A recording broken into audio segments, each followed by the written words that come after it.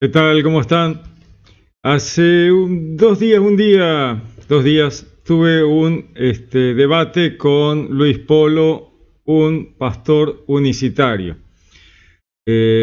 Como todo debate, es muy difícil poder explicar en el corto tiempo que tiene el debate. Entonces, cuando uno quiere profundizar, es absolutamente imposible. Por lo cual, me parece importante explicar temas que se trataron en el debate para seguir entendiendo la diferencia entre lo que piensa un unicitario modalista y lo que pensó siempre la Iglesia cristiana desde siempre, ¿no? El tema de la Trinidad, las tres personas de la divinidad, Jesús siendo una persona separada del Padre y los dos dando origen al Espíritu Santo, ¿no es cierto? El Padre, el Hijo y el Espíritu Santo que proviene tanto del Padre como del Hijo, pero el modalismo no lo entiende así. El modalismo que proviene de los pueblos paganos, griegos, romanos, que tenían en mente la filosofía estoica propia de ellos, neoplatónicas, que no era un pensamiento judío, sino grecorromano. Ellos van a tomar al monoteísmo cristiano que les llega, ¿no? Por el apóstol Pablo, por la evangelización, los va a tomar como modos del Dios único, ¿no es cierto? El monoteísmo lo asimilan, está perfecto, pero no logran comprender la Trinidad. Y por otro lado, en un intento equivocado, tal vez bien intencionado, pero equivocado, intentan defender el monoteísmo judeocristiano frente al politeísmo de su origen, ¿no? Del origen de ellos, de los modalistas. Ellos eran paganos, politeístas, convertidos al cristianismo, convertidos al monoteísmo judeocristiano, no entienden la Trinidad, temen mostrarse politeístas y entonces, o triteístas, y entonces van a aplicar la filosofía estoica que les es propia y van a hacer esta herejía modalista, que van a quitarle a Jesús la persona, van a dejar solo el Padre, y entonces el Padre va a transformarse en caretas para representar o al Hijo o al Espíritu Santo, pero siempre para el modalista va a ser el Padre. Por lo tanto, ¿quién muere en la cruz en el sacrificio? El Padre. ¿Quién es el Espíritu Santo enviado por Jesús a la iglesia? El Padre. Cuando Jesús habla en el huerto de Getsemaní, ora al Padre, para el modalismo, Jesús está hablando consigo mismo. Para el modalismo ocurren cosas muy raras. Por ejemplo, el Hijo de María, Jesús, la encarnación terrenal del Verbo, para el modalista va a ser el Padre de María. Jesús es el Padre de María y el marido de María, porque el modalismo toma muy literalmente las palabras de la Biblia. Y en la Biblia Dios aparece, Yahvé aparece como el Padre del pueblo hebreo, como el esposo del pueblo hebreo. Muchas veces se refieren a sentirse engañado, Yahvé en relación al pueblo hebreo, a Israel, y ellos van a tomar esto así literalmente. Entonces resulta que Jesús, la encarnación del Verbo, va a terminar siendo Padre de María, marido de María, porque ellos se preguntan, bueno, si Jesús es el Padre, y el Padre es marido del pueblo hebreo y Padre del pueblo hebreo, entonces si María es descendiente del pueblo hebreo, Jesús es el marido de María, el Padre de María. Un pensamiento muy extraño, es muy extraño. No entienden la analogía. Yo no sé si no la entienden, es raro, a mí me resulta raro, ¿no? Quedan este tema extraño, no entienden las analogías.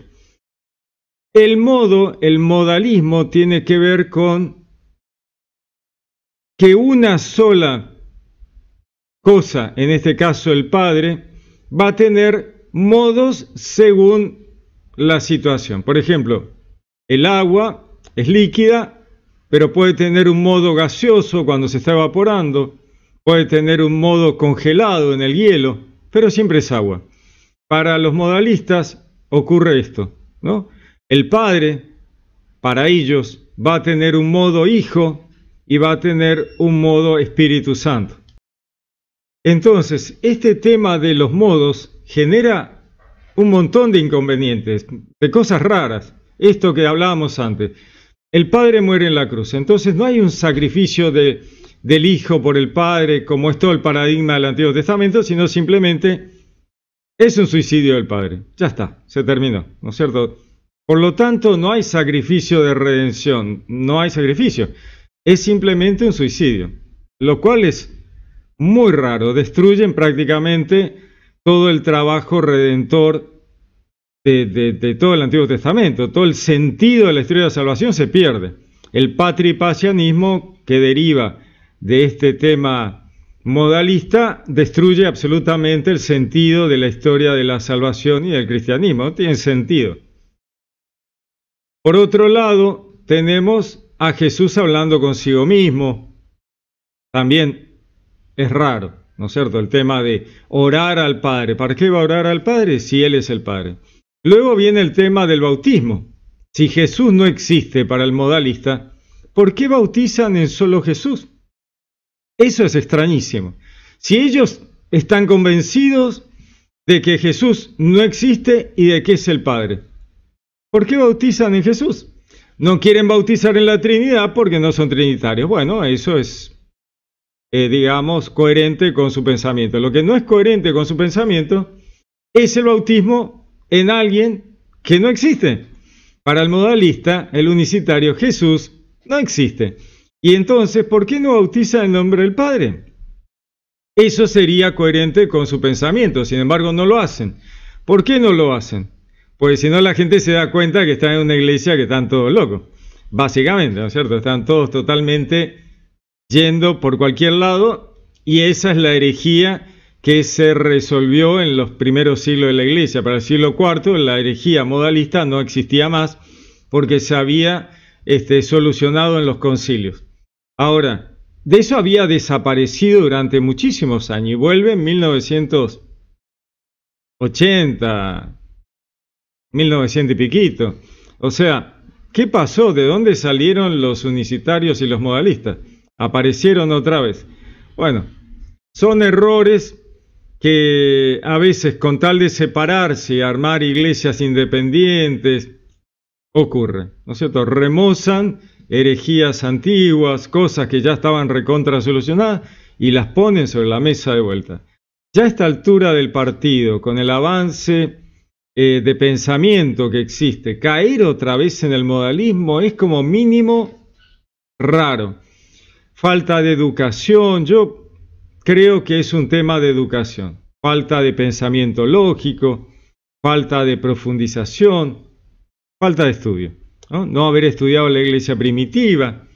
Uno los escucha, por ejemplo, a los modalistas decir que la iglesia primitiva era unicitaria. Eso es no haber estudiado iglesia primitiva.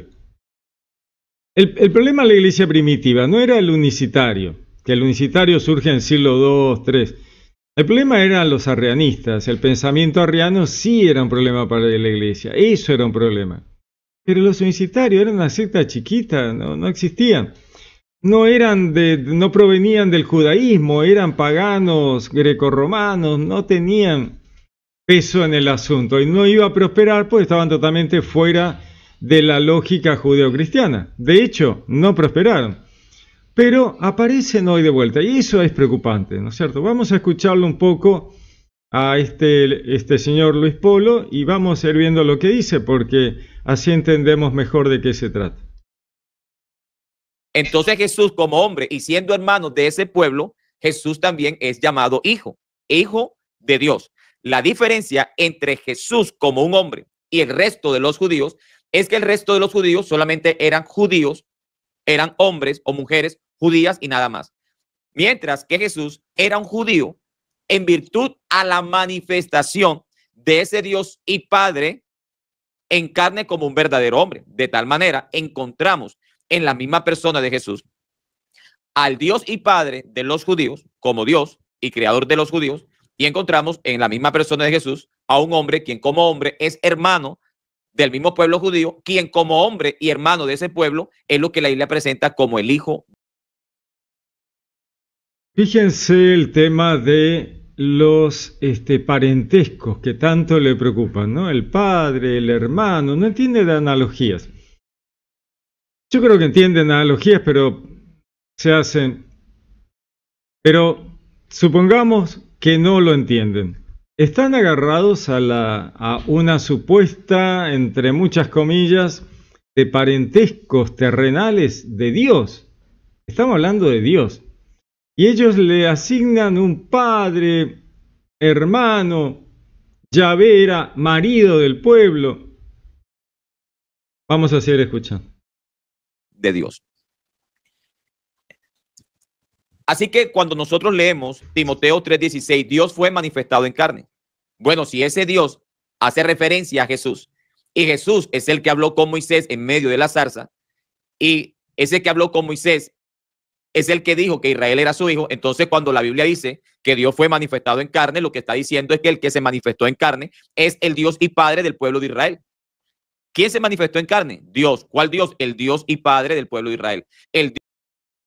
Fíjense que él dice el Dios y Padre del pueblo de Israel, pero ahí está hablando Yahvé. En ese versículo, Israel es mi hijo, mi pueblo, está hablando Yahvé. Y cuando habla Yahvé, pudo haber sido el Padre, pudo haber sido el Verbo, pudo haber sido el Espíritu Santo. No tiene importancia para este relato, para este versículo, para este momento del relato de Éxodo. ¿Quién está hablando? No tiene ninguna importancia, porque está hablando en nombre de Yahvé, directamente, ¿no es cierto? Podría haber estado hablando un ángel o podría haber estado hablando un profeta en nombre de Dios, hubiera sido lo mismo. Mi pueblo, Yahvé. Israel es mi hijo, Yahvé. Yahvé como padre del pueblo hebreo, pero no es el padre. Él confunde al padre del cual habla Jesús, mi padre, con este padre general que representa a todo Yahvé.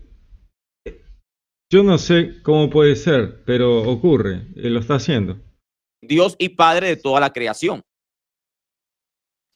Los judíos en Juan capítulo 8 manifestaron que ellos solamente tienen un Dios, el cual es el Padre.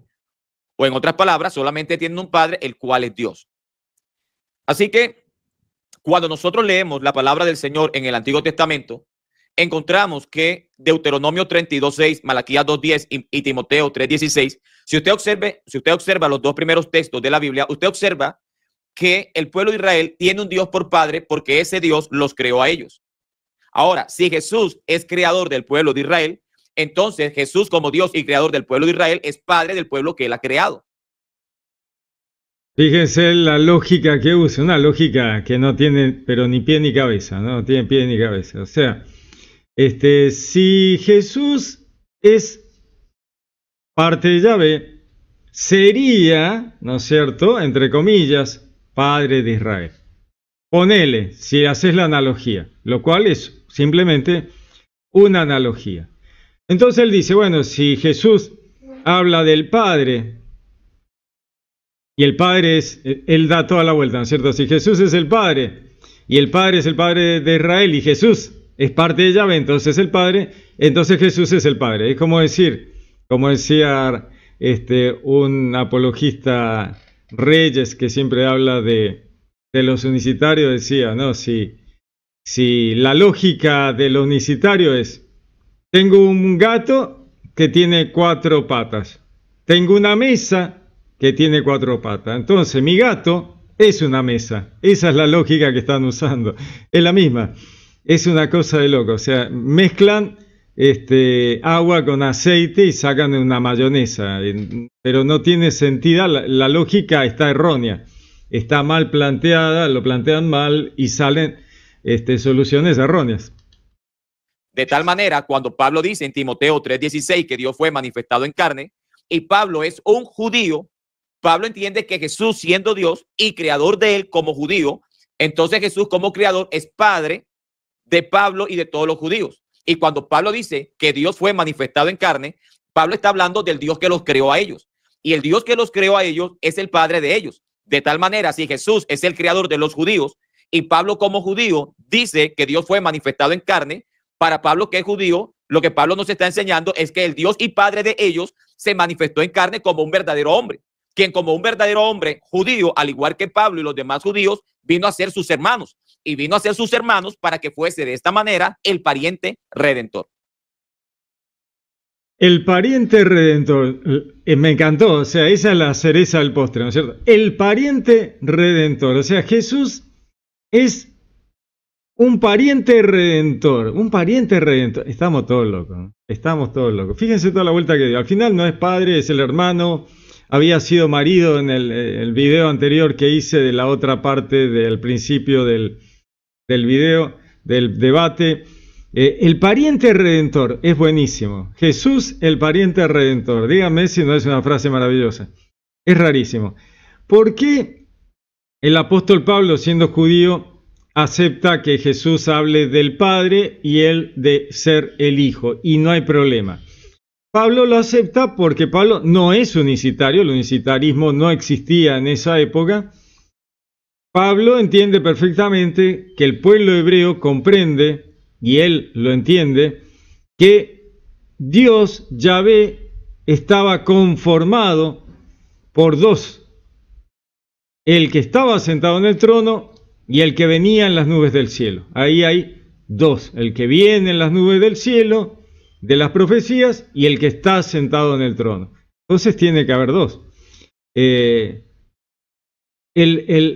El Señor, mi Señor, se va a sentar a la diestra del Padre. Entonces hay dos. Los judíos tienen esto clarísimo. Cuando Jesús dice yo soy ese que se va a sentar a la diestra del Padre, ellos entienden perfectamente que Jesús es tan Dios como el que está sentado en el trono.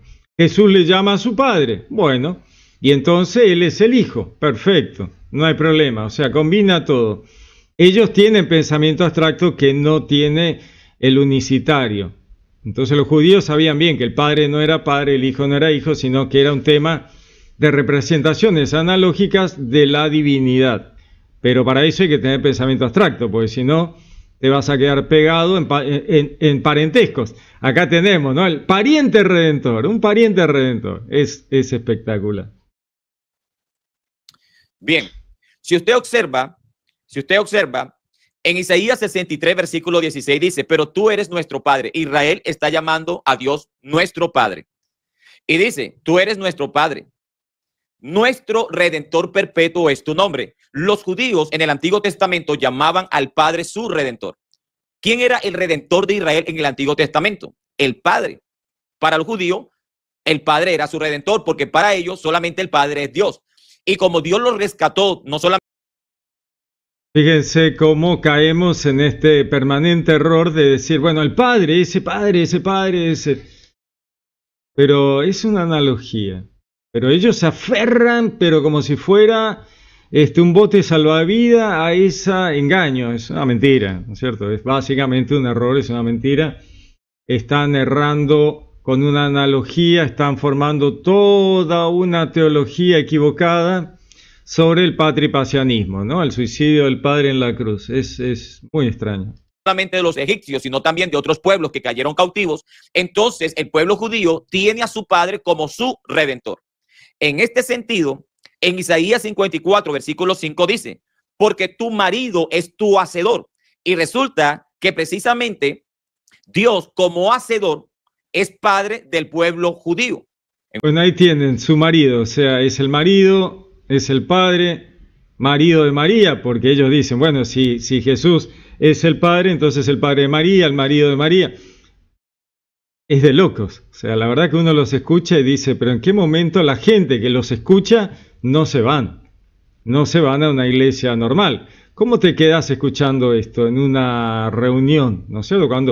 Cuando el pastor te explica y vos estás en una iglesia unicitaria y el tipo te dice esto, decís, bueno, qué tarde que se me hizo, te levantás y te vas. O sea, que estamos todos locos. No tiene sentido, a no ser que no sepas absolutamente nada y no te plantees nada.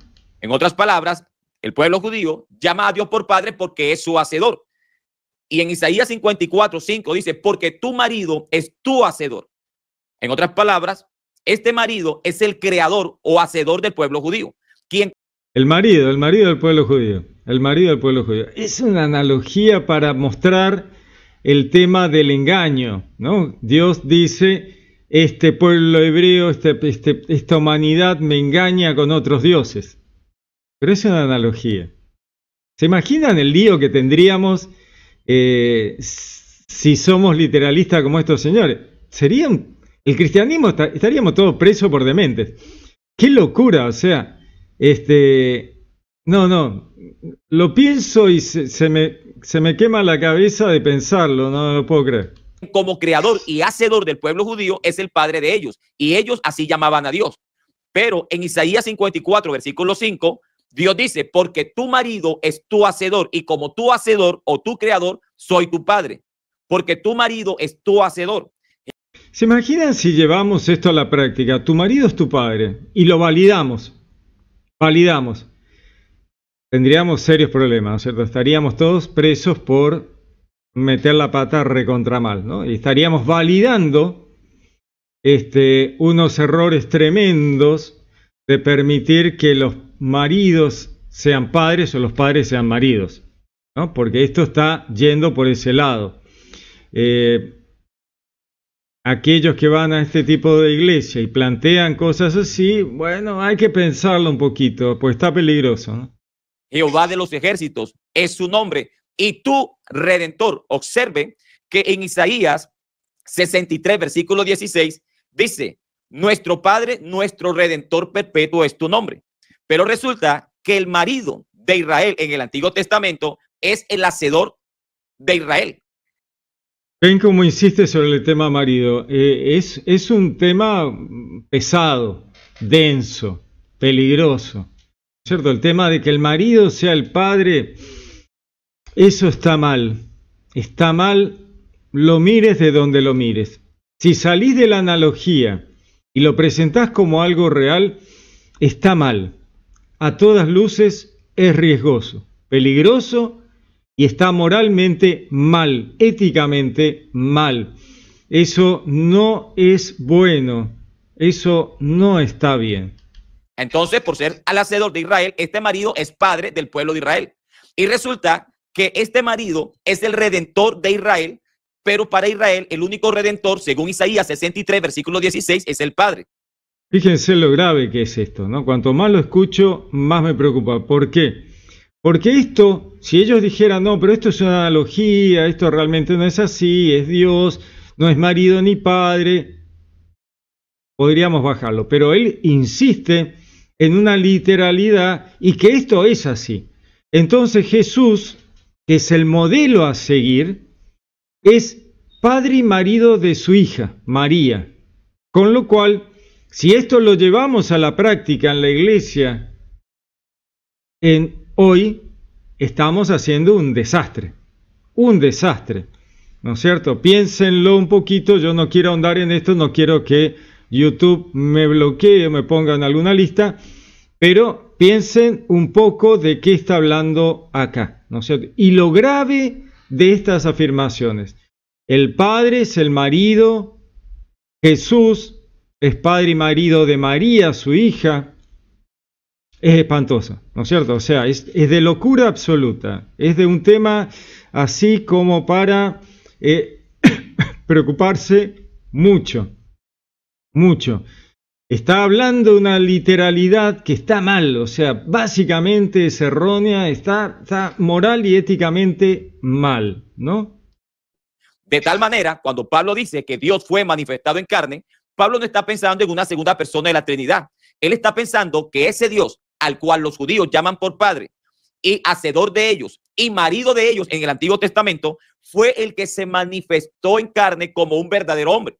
para que a través de esta nueva forma de existencia como un verdadero hombre, llegase a ser como hombre hermano de ellos. Y si hermano de ellos, entonces el pariente redentor de ellos para liberarlos del pecado, de la muerte y de la condenación eterna. Entonces, Pablo, como judío, él no está pensando en una segunda persona de la Trinidad. Ahora, aquí hay una imagen alusiva a la Trinidad. Tres personas distintas, un Dios verdadero como lo cree la Trinidad. Resulta que para la Trinidad, la segunda persona de la Trinidad, siendo espíritu, se encarnó. Pero también la Trinidad entiende que cada persona antes de la encarnación es espíritu.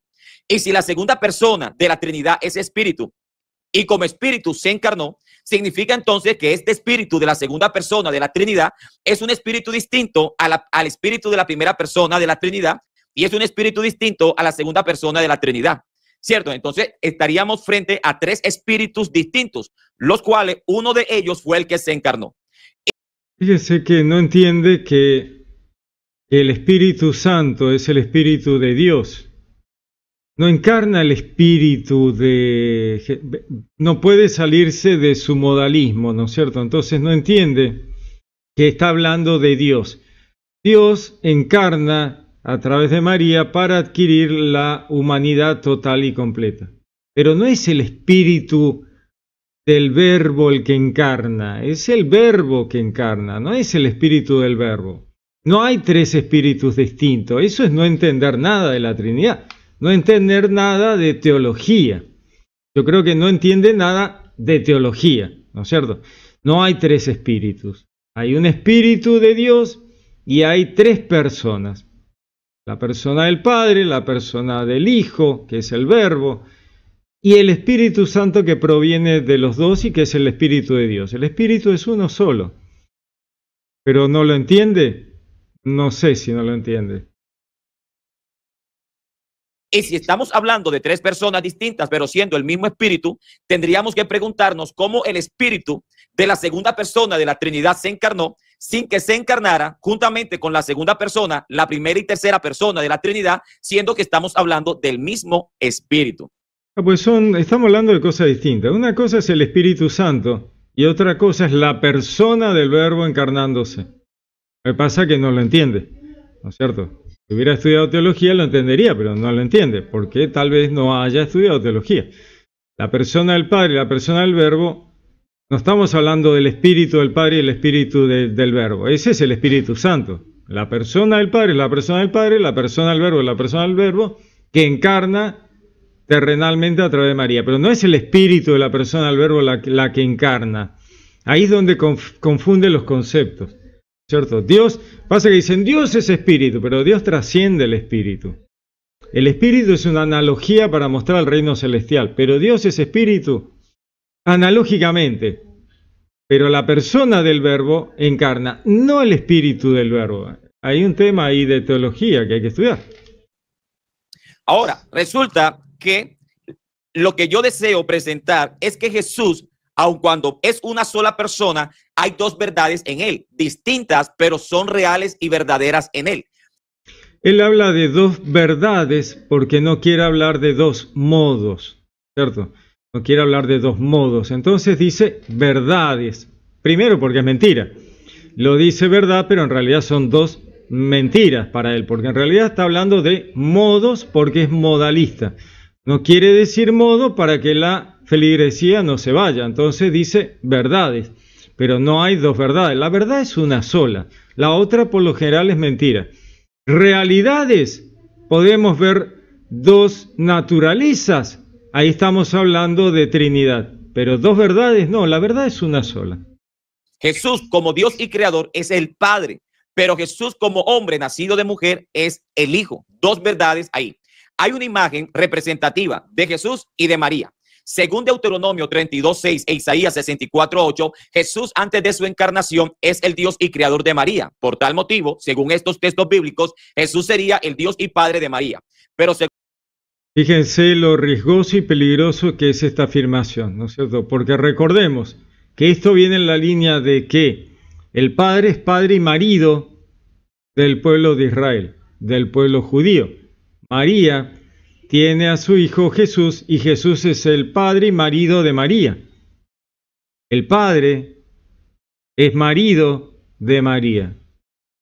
ética y moralmente erróneo y mal, ¿no es cierto? Mal. Debería pensar, solo eso ya debería hacerlo abandonar su modalismo. Según Lucas 8:19 y Juan 2:3, la Biblia nos enseña que la persona de Jesús es hijo de María. De tal manera, según Deuteronomio 32:6 e Isaías 64:8, la persona de Jesús como Dios y creador de María es padre de ella. Pero según Lucas 8:19 y Juan 2:3, la misma persona de Jesús como un verdadero hombre es hijo de María. Dos verdades tan distintas en la misma persona de Jesús. De tal Una aseveración peligrosa, riesgosa, ética y moralmente errónea y mal, ¿no es cierto? Está mal y no debería repetirlo 80 veces. Una vez era suficiente para entender lo mal que está esto. Está mal desde donde lo mires. O sea, Jesús es modelo a seguir. Y el modelo a seguir es un padre, marido, todo mal. O sea, mal, por donde lo mires. El padre y el marido de su hija, de su madre. No, horrible. La verdad que cada vez peor. De tal manera, si Jesús estuviese al frente de María, María le puede decir, tú eres mi padre como el Dios, como mi Dios y como mi creador. Pero también tú eres mi hijo como aquel niño que nació de mí. Dos verdades que encontramos en Jesús. Fíjense esto, el desastre, ¿no es cierto? Es un desastre. O sea, una familia modalista que toma de modelo a Jesús termina en cualquier cosa. Cuanto más lo escucho, más me preocupa este tema, más preocupado estoy, sinceramente. Las iglesias modalistas han tenido muchos problemas, hay algunos líderes que están presos, han tenido mucho tema de abuso, terminaron en prisión en México, y yo creo que al escuchar esto, y me cierra más. Antes no terminaba de entender por qué habían terminado por ese lado. Ahora que lo escucho de vuelta tranquilo, lo entiendo más. Claro, obviamente, estás en una iglesia donde tu pastor te dice que el padre es el marido de su hija, bueno, y ese es el modelo a seguir, bueno, está todo mal. Está todo mal. No sé, ¿qué podría salir bien? Bueno, nada puede salir bien. En este contexto, nada puede salir bien. ¿Sabe cómo se llama eso? Eso se llama unicidad. En Isaías, capítulo 44, versículo 6 en adelante, dice, así dice Jehová, Rey de Israel y su Redentor, Jehová de los ejércitos, yo soy el primero, yo soy el postrero y fuera de mí no hay Dios. Versículo 8, no temáis ni os amedrentéis, no te lo hice oír desde la antigüedad y te lo dije, luego vosotros sois mis testigos, no hay Dios sino yo, no hay fuerte, no conozco ninguno. De tal manera, aquí hay un alguien que dice ser Dios y que fuese de ese alguien, fuera de ese alguien, no hay Dios. Esto es metafísica, pero cuando uno habla de metafísica, ellos sienten que uno los está insultando. No sé qué piensan de la metafísica. Esto es metafísica.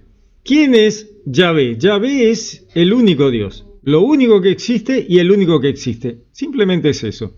Fuera de mí no hay nadie. Él dice, bueno, si dice yo, está siendo una persona. No, ahí es donde falla de medio a medio. Cualquier embajador de un país dice, yo soy México, yo soy Panamá. Y él, ¿qué le preguntaría? ¿Usted es Panamá? Sí, sí. Entonces usted, Panamá es una persona. No, yo soy el representante de Panamá. Panamá está formado por millones de personas. Pero usted dijo que era Panamá, usted no dijo, yo soy Panamá. Sí, bueno, pero yo soy el representante. No, usted me está confundiendo. Eso no es Panamá. Sí, yo soy Panamá. Entonces Panamá es una persona. No, caemos en la lógica de vuelta. Mi gato tiene 4 patas. Mi mesa tiene 4 patas. Mi mesa es un gato. Bueno, esta es la lógica modalista. ¿No es cierto? Estamos todos locos, ¿no? La verdad es increíble. Y si ese alguien que dice ser Dios es una persona divina, significa entonces que esa persona divina como un alguien está descalificando a cualquier otra persona distinta como Dios. Así que si el que está hablando es un alguien, o dicho de otra manera, si el que está hablando es una persona divina, amigo trinitario, ese que dice en Isaías 44:6 e Isaías 44:8, ese que dice ser Dios y que no hay otro distinto a él, ese que está hablando ahí, ¿es una persona divina o no es una persona divina?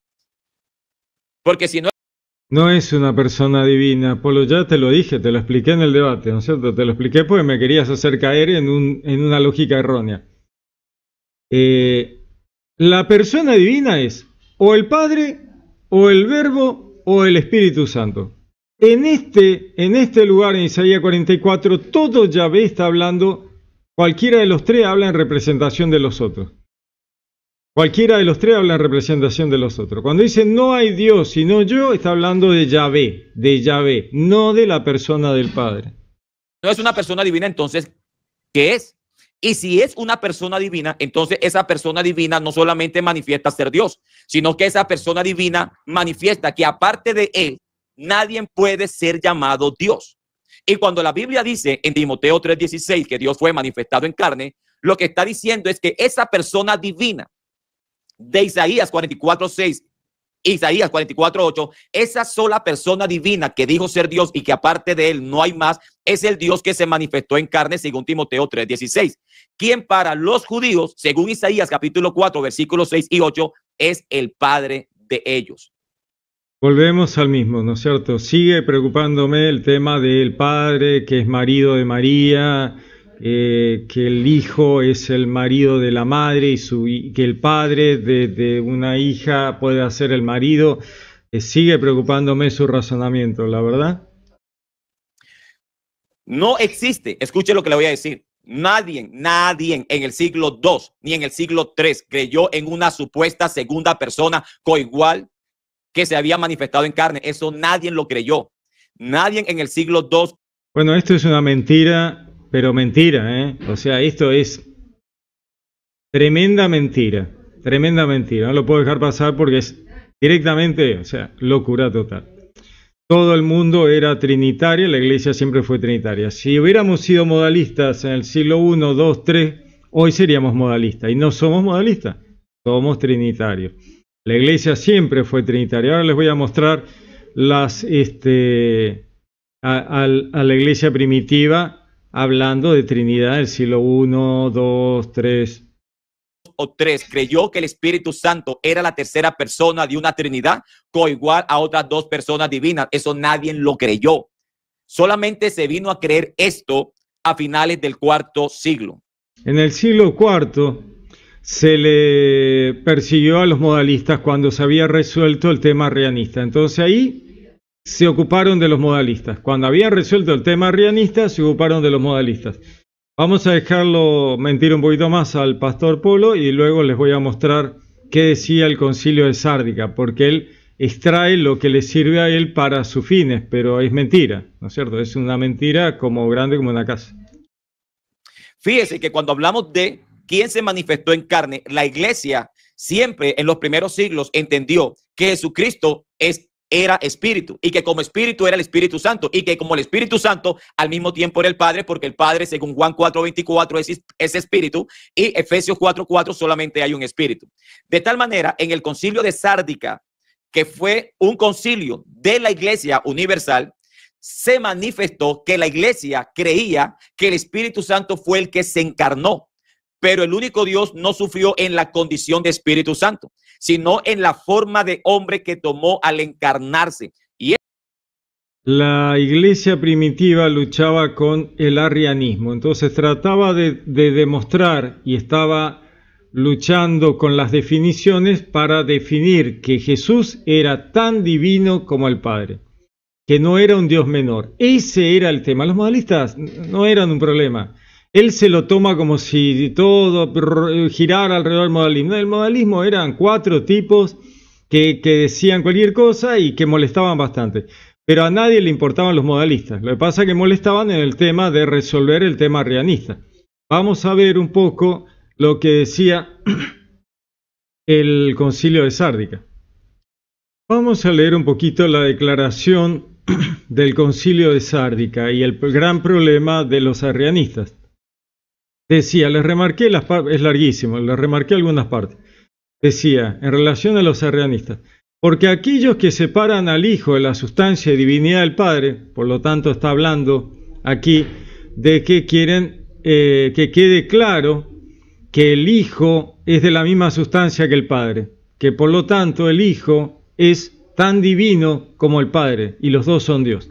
Dice, y alejan al Verbo del Padre, porque decían que Jesús era un Dios menor, los arrianistas, deben ser separados de la Iglesia Católica y alejados de todo lo que llevan el nombre cristiano.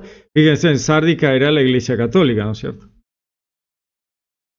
Continúa más adelante, dice, declaramos excomulgados de la Iglesia Católica, la Iglesia primitiva siempre fue católica, a aquellos hombres que dicen que Cristo es Dios, pero no el verdadero Dios, que es el Hijo, pero no el verdadero Hijo. Fíjense, ¿no es cierto? O sea, están tratando de mostrarle a los arrianistas que Cristo, siendo el Verbo, siendo el Hijo, es tan Dios como el Padre, y que es a la vez engendrado y creado, dicen ellos, porque tales personas confiesan que entienden por el término engendrado lo que ha sido creado. La Iglesia Católica y la Iglesia primitiva siempre habló de que el Verbo es engendrado eternamente por el Padre y que no hay un momento donde inicie. En el momento en que se habla de creado, tiene un principio, y eso es lo que decían los arrianistas. Dice, y aunque el Hijo de Dios existió antes de todos los siglos, le atribuyen a Él que no existe en el tiempo, sino antes de todo tiempo un principio y un fin. Valente y Ursacio, como dos víboras paridas por un áspid, proceden de la herejía arriana. Están hablando en contra de estas dos personas, Valente y Ursacio, que eran arrianos y que hablaban de que Jesús había tenido un principio al haber sido creado como un Dios menor. Ese era el gran problema. Esto que les voy a leer ahora puede ser mal interpretado por los modalistas, porque acá lo que se está luchando es con los arrianistas. Entonces dice, ¿cuál es la hipóstasis del Hijo? En este momento hipóstasis se refería a todo Yahvé. Confesamos que esta es la que se reconoce como la única hipóstasis del Padre, pues lo que se está hablando en este momento es que esa hipóstasis era Yahvé. Por lo tanto, el Hijo y el Padre estaban en la misma hipóstasis en ese momento de la descripción trinitaria. Después se va a corregir, se va a mejorar. En este momento el tema es definir a Jesús y el Padre como partes de Yahvé. Dice, porque el Padre nunca ha sido ni podría ser sin el Hijo. ¿Se dan cuenta? Porque es el logos del Padre, ni el Hijo sin el Padre. Están hablando de dos personas distintas. Lo que pasa es que, como están luchando contra el arrianismo, están usando la palabra hipóstasis de una manera distinta a como se usó después más adelante. Bueno, van a hablar de Juan 14, Juan 10, yo estoy en el Padre está en mí, pero no de la forma modalista, para nada, es de la forma trinitaria siempre. Más adelante, un poquito más adelante, fíjense que es re poquito más adelante, dice, no decimos que el Padre es Hijo, ni que el Hijo es Padre. Bueno, acá murió el modalismo, ¿no? Desapareció el modalismo. Sino que el Padre es Padre y el Hijo del Padre, Hijo. ¿No es cierto? O sea, el Hijo y el Padre es Padre. Se terminó el modalismo. Confesamos que el Hijo es el poder del Padre, confesamos que el Logos es la palabra de Dios Padre, que fuera de Él no hay otro. Creemos que el Logos es el verdadero Dios y sabiduría y poder. Afirmamos que Él es verdaderamente el Hijo, pero no en la forma en que otros son llamados hijos, porque o son dioses en razón de su regeneración, o son llamados hijos de Dios a causa de su mérito, como título, y no a causa de ser de una sola hipóstasis. Todo Yahvé es Dios, eso se trata, como es el caso del Padre y del Hijo. Confesamos un unigénito y primogénito, pero es unigénito el Logos quien siempre fue y está en el Padre. Usamos la palabra primogénito con respecto a la naturaleza humana, pero Él es superior al hombre en la nueva creación de la resurrección. En cuanto es el primogénito entre los muertos, confesamos que existe un único Dios, confesamos que la divinidad del Padre y del Hijo es una sola, contra los arrianos. Nadie niega que el Padre sea mayor que el Hijo, no porque tenga otra hipóstasis en cuanto a que son todo el mismo Dios. Acá es donde viene la confusión modalista, porque toman esto porque no estudian. Ni tampoco por su diferencia, sino simplemente porque el mismo nombre del Padre es mayor que el del Hijo, ¿no? Una relación entre Padre e Hijo. Vamos a leer un poquito más Sárdica. Dice, no pueden comprender el significado de las palabras para que sean uno en nosotros. Es obvio que se usó la palabra uno porque los apóstoles recibieron el Espíritu Santo de Dios y sin embargo ninguno entre ellos era el Espíritu y ninguno de ellos era la palabra, sabiduría, el poder o el unigénito. Está hablando de los discípulos, apóstoles. Como tú, dijo, y yo somos uno para que ellos sean uno en nosotros. Estas santas palabras, para que sean uno en nosotros, son estrictamente exactas, porque el Señor no dijo uno de la misma manera en que yo y el Padre somos uno, sino que dijo, para que los discípulos, estando unidos, entrelazados, puedan ser uno en la fe y en la confesión, y así la gracia y la piedad de Dios Padre, y por el perdón y amor de nuestro Señor Jesucristo, puedan ser capaces de convertirse en uno. Vamos a ver el problema de los modalistas unicitarios que no han estudiado y que no conocen de iglesia primitiva. Es una lástima, porque si estudiaran estas cosas no pasarían. Ocio de Córdoba, que estuvo en los concilios como figura clave del concilio de Nicea, Ocio defendió la formulación nicena de homoousios, una misma sustancia. Este era un tema contra los arrianistas, para afirmar la plena divinidad del Hijo frente al arrianismo. En esa época el término hipóstasis, que veníamos leyendo, se usaba a menudo como sinónimo de usía. Luego se va a separar esencia y sustancia, especialmente en la teología occidental. Para Ocio y otros teólogos nicenos era crucial enfatizar una única sustancia divina, un solo Dios, lo que llevaba a ser cautelosos con hablar de tres hipóstasis, pues si no, los arrianistas pensaban que había tres dioses, ¿no? Lo que por ahí los modalistas, los unicitarios dicen, no, son politeístas, son triteístas. Esto es lo que se trataba de evitar. Los modalistas originarios creyeron que el modalismo podía resolver el tema de separarse de los politeístas y la arruinaron, ¿no? Entonces Ocio, totalmente trinitario, habla de una sola sustancia divina, un solo Dios, lo que llevaba a ser cautelosos con hablar de tres hipóstasis, esto que les explicaba, para que no se pensara que había tres dioses, ya que podía interpretarse como triteísmo o subordinacionismo arriano, el tema del arrianismo. Los padres capadocios, a final del siglo IV, actuaron después de Nicea enfrentando nuevos desafíos como el sabelianismo modalista, que difuminaba las distinciones en la Trinidad, y el arrianismo que todavía quedaba dando vueltas. Ellos refinaron la terminología trinitaria para articular tres hipóstasis distintas. Ya se entendía que no era triteísmo, Padre, Hijo y Espíritu Santo, dentro de una única usía compartida, la divinidad de Yahvé. Para ellos, para los padres capadocios, hipóstasis significaba una persona concreta e individualizada, mientras que usía denotaba la naturaleza divina compartida. Usía sería todo Yahvé y hipóstasis serían las tres personas, Padre, Verbo y Espíritu Santo. Esta distinción resolvió ambigüedades en la terminología anterior, que era eminentemente antiarriana, ¿no es cierto? El aparente conflicto surge de la evolución del uso de hipóstasis y de usía. En los siglos III, IV, los teólogos griegos usaban hipóstasis y eusía como sinónimos ambos para sustancia. Por ello, hablar de tres hipóstasis podía implicar tres sustancias.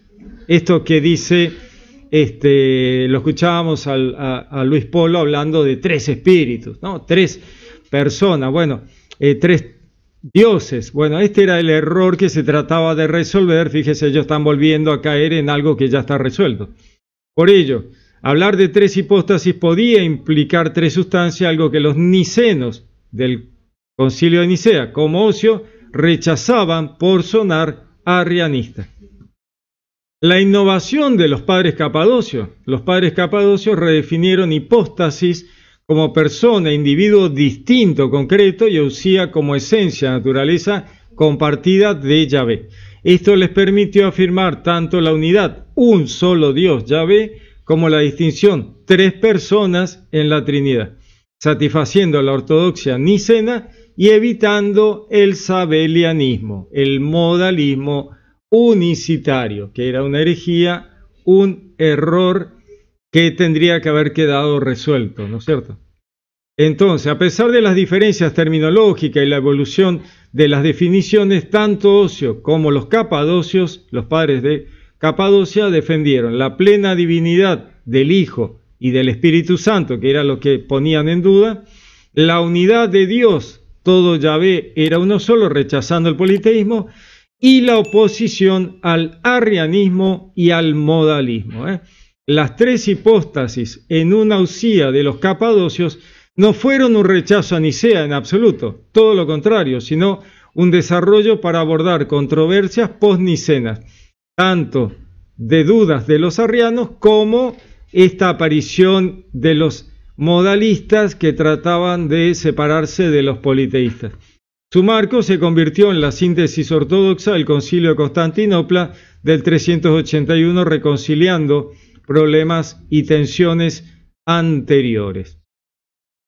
Como ven, esto que decía lamentablemente el señor Luis Polo es mentira, básicamente, o falta de estudio. Yo prefiero pensar que es falta de estudio. No quiero pensar que miente a propósito, pues sería la verdad una pena, ¿no es cierto? Yo quiero pensar que simplemente no ha estudiado lo suficiente. Así que vamos a continuar escuchando esto que va a seguir diciendo cosas que ya les expliqué y que saben que lo que él dice no es real. Es una buena respuesta para cuando se quiere hablar de lo que sucedió en la cruz. No fue el Espíritu Santo quien sufrió, sino la humanidad con la que se revistió. ¿Por qué se creía que el Espíritu Santo se había encarnado? Porque aún los apóstoles creían que Jesucristo era el mismo Espíritu Santo. Eso lo encontramos en la segunda carta del apóstol Pablo, capítulo 3, versículo 17. 2 minutos. Porque cuando Pablo dice, porque el Señor es el Espíritu, y donde está el Espíritu del Señor hay libertad. Pablo manifiesta que el Señor Jesucristo es el Espíritu. Justino Mártir también creía que el ven cómo malinterpreta las cosas. Ese espíritu tiene que ver con la doctrina, las enseñanzas, la línea doctrinal de Jesús, y luego él va a decir justamente: les voy a enviar al Paráclito para que se quede con ustedes, les voy a enviar el Espíritu para que se quede con ustedes. Malinterpretan para llevar el agua a su molino. Ahora va a hablar tonterías de Justino Mártir, y también les voy a mostrar la realidad de Justino Mártir, de cómo hablan de la Trinidad los padres de la Iglesia. Otra vez caemos en, espero que sea simplemente no haber estudiado lo suficiente.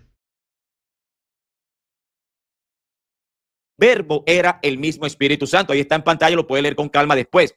Ireneo de León, discípulo de Policarpo, y Policarpo del apóstol Juan. Ireneo de León dijo que Cristo, siendo el Espíritu de Dios, se hizo hombre sufriente.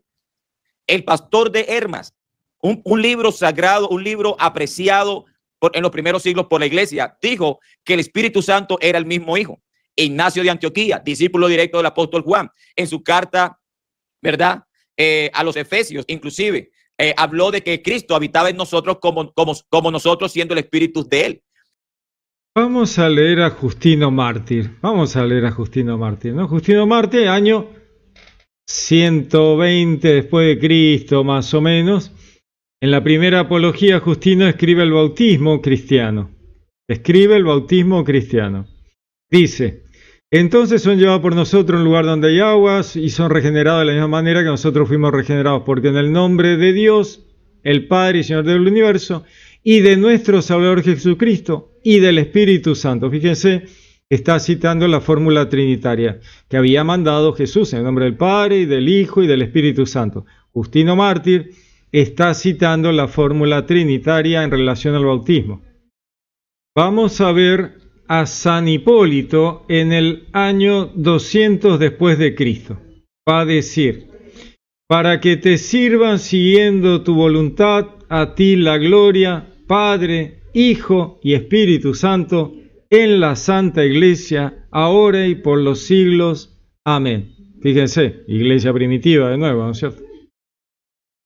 La iglesia primitiva fue desarrollando el concepto de Trinidad. Al principio, vemos un poquito en el año 215, Tertuliano, que fue el primero en usar el término trinitas, que anteriormente Teófilo de Antioquía ya había usado la palabra griega trías o tríada en su obra Autólico en el año 180 después de Cristo, para referirse a Dios, su verbo, logos y su sabiduría, Sofía. Se estaba desarrollando, se estaba entendiendo los conceptos de Trinidad, pero estamos hablando de años 215, y año 180 ya se hablaba claramente de Trinidad. Veamos un poquito Tertuliano, Iglesia primitiva, cómo hablaba acerca de Praxeas, que era un hereje unicitario, modalista, que en aquel siglo II. Praxeas, decía, sostenía que el Padre mismo descendía a la Virgen, que él mismo nació, que él mismo sufrió y que él mismo fue crucificado. Tertuliano está hablando contra el modalismo. Esto implica que Jesús no era una persona distinta al Padre, sino el mismo Dios actuando en otro modo. De ahí modalismo. Esto lo dice Tertuliano, que está quejándose de la herejía modalista. Dice, para ellos, los modalistas, el Hijo es el Padre y el Padre es el Hijo. Contra Praxeas, el trabajo de Tertuliano. Por lo tanto, estos modalistas no creen en la Trinidad, son una persona divina que se muestra de diferentes formas. Decía Tertuliano, niegan que el Hijo tenga una sustancia propia, diciendo que la palabra logos no es más que una voz o un sonido. Para Praxeas, el Hijo era solo un nombre temporal para Dios, actuando como redentor y no una persona eterna.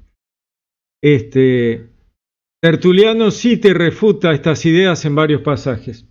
Nos habla de la crucifixión del Padre, el suicidio del Padre, el patripasianismo. Decía, ellos dicen, si el Padre no sufrió, entonces Cristo no era el Padre. Pero nosotros respondemos, Cristo sufrió como Hijo, no como Padre. Le dice Tertuliano en la obra contra Praxeas. Praxeas enseñaba que el Padre sufrió en la cruz, doctrina llamada patripasianismo. Una marca clásica del unicismo modalista. Entonces, decía Tertuliano, afirman que no hay distinción entre quien envió y quien fue enviado. Ahí se pierde la lógica normal, ¿no? Si el Padre envía, ¿a quién envía? A sí mismo. Es raro. Para ellos, decía Tertuliano, el Espíritu Santo es el Padre mismo. Otra vez, ¿no? Negaba la tercera persona de la Trinidad. Tertuliano refuta el unicitarismo con argumentos bíblicos y lógicos. Las citas que cita Tertuliano dice, el Señor me dijo, tú eres mi hijo. Salmo 2.7, el Padre no se habla a sí mismo. El Padre es mayor que yo, Juan 14, lo cual implica una distinción. Razones teológicas, el Padre es el Hijo, Dios se oró a sí mismo, Juan 17, lo cual es absurdo. Introduce el término Trinidad, Trinitas y personas, personé, para describir la distinción de unidad en la divinidad. Entonces, ¿por qué es tan importante lo de Tertuliano? Bueno, porque es una primera distinción, una definición clara de Trinidad. Tertuliano acuña el término como una sustancia y tres personas, una sustancia, tres personas, que será base para el credo de Nicea. Prueba del unicitarismo en esa época, siglo II, muestra que el modalismo era una herejía temprana del siglo II, III, pero era un tema menor, no era importante. Como vimos antes, el drama, el problema serio era el arrianismo. Veamos un poquito. Contra Praxeas, el modalismo lo que hace y se equivoca gravemente es identificar al Padre con el Hijo y la negación de la preexistencia del Logos, el Verbo eterno engendrado eternamente por el Padre y una persona distinta. Bueno, esto que ya les había dicho, este tema de los modos y no las verdades, como dice el señor Polo, que no quiere decir modos, porque si no se quedaría sin gente en la iglesia, entonces habla de verdades. Veamos cómo la iglesia primitiva siempre fue trinitaria desde el primer momento. Ya les había hablado de la Didaché. La Didaché para el año 60, ponerle 60 y pico, decía, bautizad así. Después de haber dicho todo esto, bautizad en el nombre del Padre y del Hijo y del Espíritu Santo en agua viva. Está citando a Mateo 28, la Didaché. Justino Mártir, ¿no?, que hablaba porque en el nombre de Dios Padre, Señor del universo y de nuestro Salvador Jesucristo y del Espíritu Santo son lavados. Otra vez la fórmula trinitaria. Ireneo de León, Jesús nos ha mandado que bauticemos en el nombre del Padre, del Hijo y del Espíritu Santo. Ireneo de León, 180 después de Cristo. Como ven, el señor Polo no estudia o miente llanamente, lo cual es feo, ¿no es cierto? No. Prefiero pensar que no ha estudiado. Tertuliano dice, la ley del bautismo fue impuesta y la fórmula prescrita. Id de enseñar a todas las naciones, bautizándolas en el nombre del Padre, del Hijo y del Espíritu Santo. Tertuliano, 200 después de Cristo. Hipólito de Roma, 215 después de Cristo. Cuando uno baja al agua, el que bautiza diga, crees en Dios Padre, en Jesucristo y en el Espíritu Santo, y que sea sumergido 3 veces. Hipólito de Roma, 215 después de Cristo. Los cristianos siempre bautizaban en el nombre del Padre, del Hijo y del Espíritu Santo. Era la fórmula que Mateo 28 Jesús había enviado de esa manera. Cuando bautizaban en la autoridad de Jesús, en realidad estaban bautizando con la autoridad de Jesús a bautizar en la Trinidad. Sigamos escuchando al señor Polo. La iglesia primitiva creía que Jesucristo era el mismo Espíritu Santo encarnado.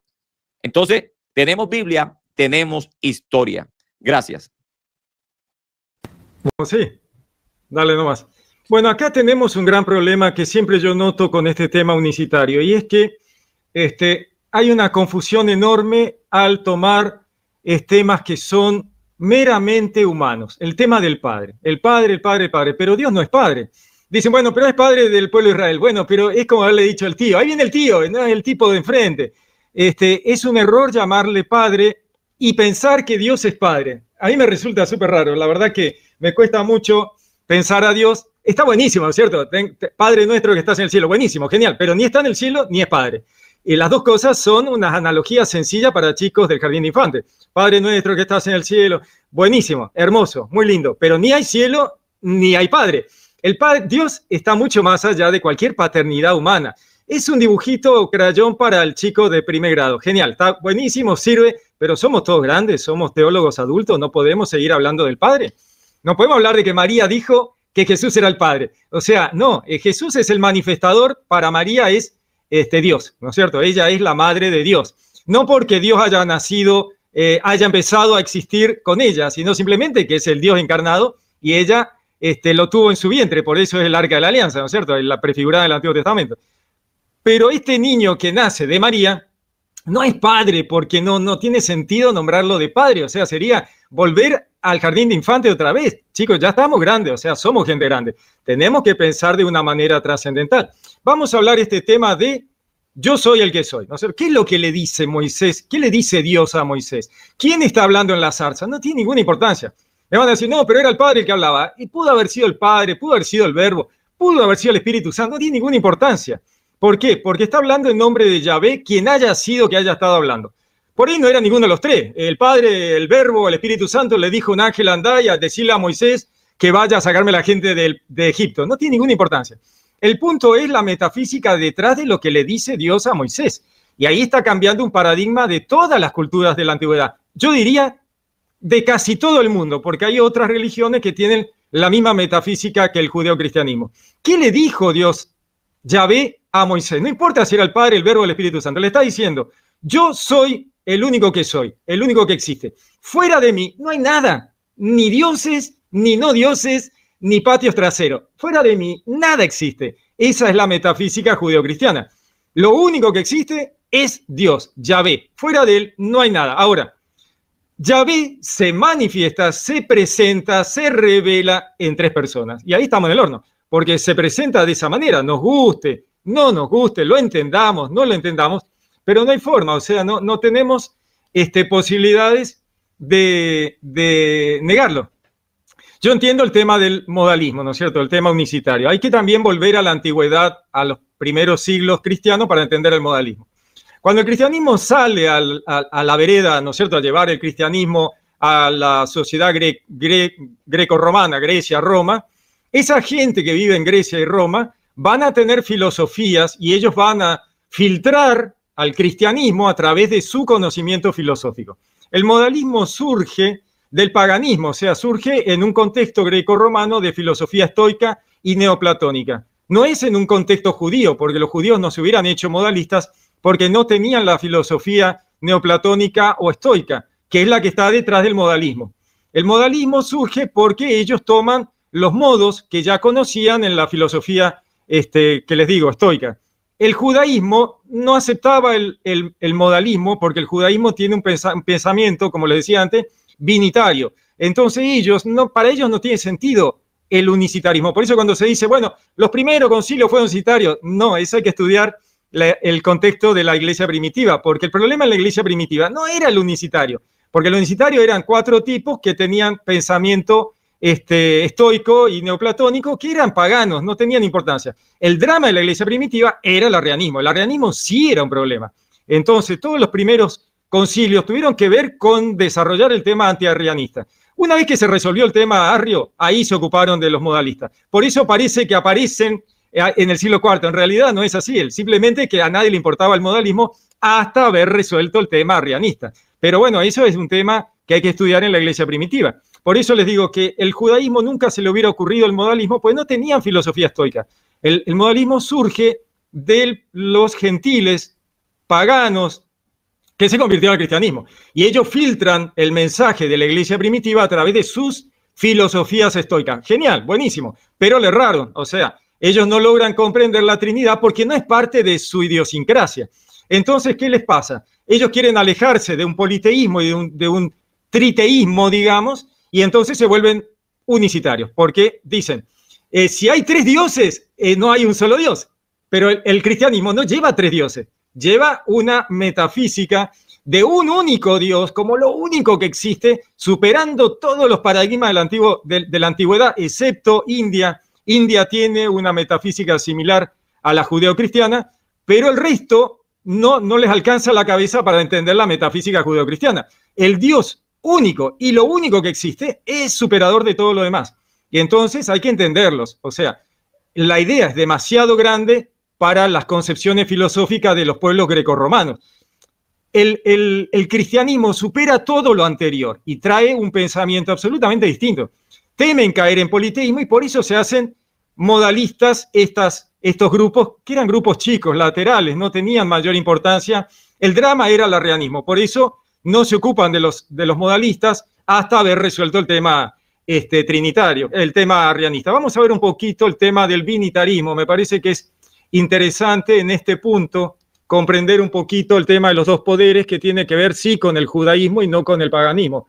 Vamos a ver el tema de los 2 poderes en el cielo, porque si no entendemos el pensamiento judío, no vamos a poder compararlo con el pensamiento pagano grecorromano. ¿Y por qué uno pudo ser unicitario y el judío dice, no, eso no tiene sentido? El cristianismo proviene del judaísmo, ¿no es cierto? Los apóstoles, los discípulos vienen del judaísmo. El cristianismo es una continuidad del judaísmo. En el cristianismo los 2 poderes en el cielo calan profundamente, pero los que eran paganos grecorromanos no les entra en la cabeza los 2 poderes porque ellos tenían otro armazón intelectual. Le pido, Pastor Luis, si me pondría en pantalla. Vamos a ver el tema de los 2 poderes en el cielo para poder entender el binitarismo judío y entender por qué surge el modalismo en el paganismo grecorromano y no en el judaísmo. En Eclesiastés 12, por ejemplo, habla de recuerda a tus creadores y habla en un plural. Si lo buscan en el original en hebreo van a encontrar que creadores es un plural. Este tema de los plurales en el Antiguo Testamento es súper común. Los hebreos lo veían, lo entendían y nunca lo modificaron. ¿Por qué? Porque ellos se daban cuenta que algo raro había en Dios, en Yahvé, en las revelaciones. En Job 35 también habla de mis hacedores. ¿Por qué? Porque hay más de uno, ¿no es cierto? Veamos un poquito. Sabiduría 18 dice, tu palabra omnipotente, salta del cielo desde el trono real en medio de la tierra condenada al exterminio, empuñando como afilada espada tu decreto irrevocable. Fíjense que acá hay 2, el que está en el trono y la palabra que baja. La palabra es obviamente el verbo, ¿no es cierto? En Isaías 54 otra vez vemos el plural, tus esposos y tus hacedores. Y acá hay un problema de plurales y singulares. El hebreo tiene que coincidir, o sea, cuando vos decís tus, es hacedores. Si vos decís tú, hacedores, algo anda mal. Bueno, es lo que veían los hebreos en el Antiguo Testamento, que algo andaba mal.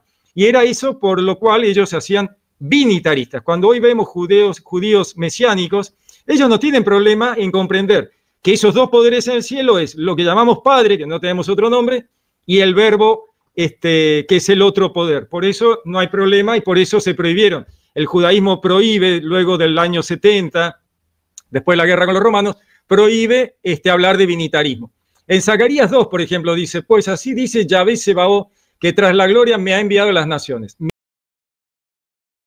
Justamente el judaísmo no mesiánico, luego de que Jesús se va, asciende al cielo y viene la guerra con los romanos, ellos van a prohibir el binitarismo y la referencia a los dos poderes en el cielo, y van a prohibir la Merkabá, que hace referencia a la carrera celestial, que es justamente el tema del Hijo del Hombre viniendo en las nubes del cielo. Lo van a prohibir porque le da validez al cristianismo, y ellos prohibían el cristianismo. El cristianismo estaba prohibido por los judíos que habían quedado no mesiánicos, que eran no mesiánicos, y entonces el saduceísmo, que son los que controlan este tema posterior a la guerra con los romanos, van a prohibir mencionar los dos poderes en el cielo, van a prohibir mencionar la Merkabá, van a hacer una oración de maldición sobre los cristianos. Me ha enviado a la nación. El que os toca a la niña, a vosotros a la niña, mi ojo os toca. Sabréis así que Yahvé Sebaot me ha enviado. Yahvé me envía, ¿no es cierto? Y yo moraré y sabrás que Yahvé Sebaot me ha enviado ahí. Fíjense que acá otra vez hay dos, el que es enviado y Yahvé que envía. Otra vez tenemos a dos poderes.